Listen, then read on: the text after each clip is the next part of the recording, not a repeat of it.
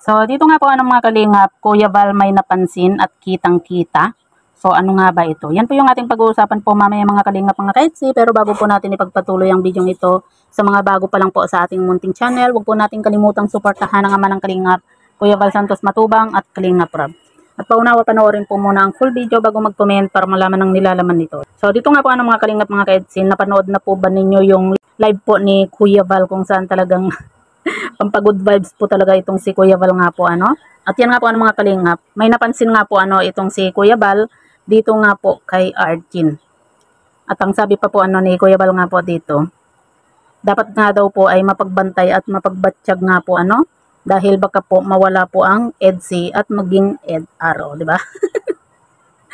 Maging itong si Kuya Val po mga kalingap, natatawa na lang po at may napansin nga po dito nga po kay Arjin. Dahil nga po sa sobrang pagkayakap po ni Arjin nga po dito kay Kalingap Edo. Para sa atin po mga kalingap, hindi naman po natin binabash po itong si Arjin. Kumbaga nagre-real talk lang po tayo base po sa mga naririnig po natin, napapanood. At maging itong si Kuya Val nga po mga kalingap, napansin din po niya yung pagkakayakap nga po ni Arjin nga po dito kay Kalingap Edo.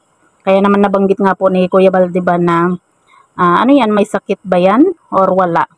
Kasi ang alam nga daw po ni Kuya Val, kapag masakit daw po yung sikmura at may hika, hindi nga daw po makakayakap. Pero itong si Arjin ay nagawa pa po niyang yumakap sa leeg, kumbaga yumakap ba ang tamang tamang salita, yumakap or napahawak sa leeg po ni Kalingap Edo.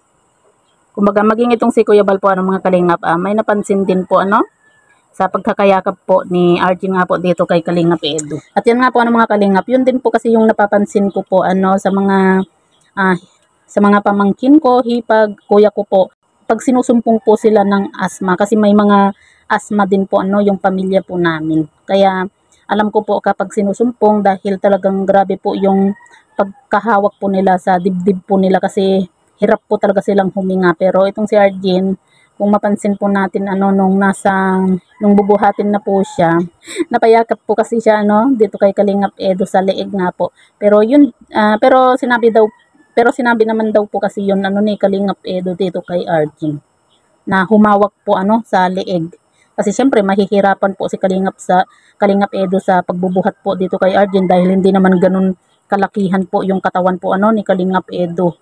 Kaya nga kita po natin, 'di ba, yung expression po ng mukha po ni Kalingap Edo. Parang ako po yung nahihirapan na naawa din po dito kay Kalingap Edo nga po kasi kita po natin sa mukha niya kung gaano po siya nahihirapang magbuhat po dito kay Arjin, lalo na po at 'di ba lang po niya, kakagaling po galing sa iniinda po niyang sakit sa bewang or tagiliran, no?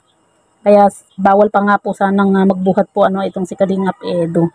Pero nakakabilib po yung ginawa po ni Kalingap Edo dahil nga po sa kahit alam po niya na pwede naman sana yung magulang po ni Arjin yung tawagan, talagang pinuntahan pa rin po niya itong si Arjin para dalhin po sa hospital. Kasi siyempre siguro isip din po ni Kalingap Edo, tinawagan po siya. Kumbaga no choice na lang din po siya na pumunta, 'di ba? Kasi nga po baka mamaya may mangyari kay Arjin, siya pa yung masisi dahil sa kanya sinabi yung bagay na yun, di ba? Kaya nakakabilib din po yung pagtulong po ni Kalingap Edo. At yun nga po mga kalingap, sabi nga po ni Kuya Val din, dinanas nga daw po niya yung ganyan na yung pagmasakit nga daw po yung dibdib, talagang hirap kang huminga. Pero si Arjin daw po ay grabe daw po yung pagkayakap. ang nakakatawa lang po kasi dito mga kalingap, yung pananalita po ni Kuya Val, yun bang seryoso siya pero nakakatuwa yung mga sinasabi po niya kumbaga pampagod vibes ba. Minsan gustong-gusto po talaga natin na panoorin itong si Kuya Val dahil nga po sa matatanggal po talaga yung stress mo dito kay Kuya Val sa mga sinasabi po niya. At yan nga po sabi pa po ni Kuya Val na naisahan nga daw po itong si Beyonce. Kaya bantay-bantay kayo, sabi nga po niya, alam nyo po uso ang ganyan. Pag hindi kayo mapagmatsyag at mapagbantay, mawawala nga daw po yung EDC.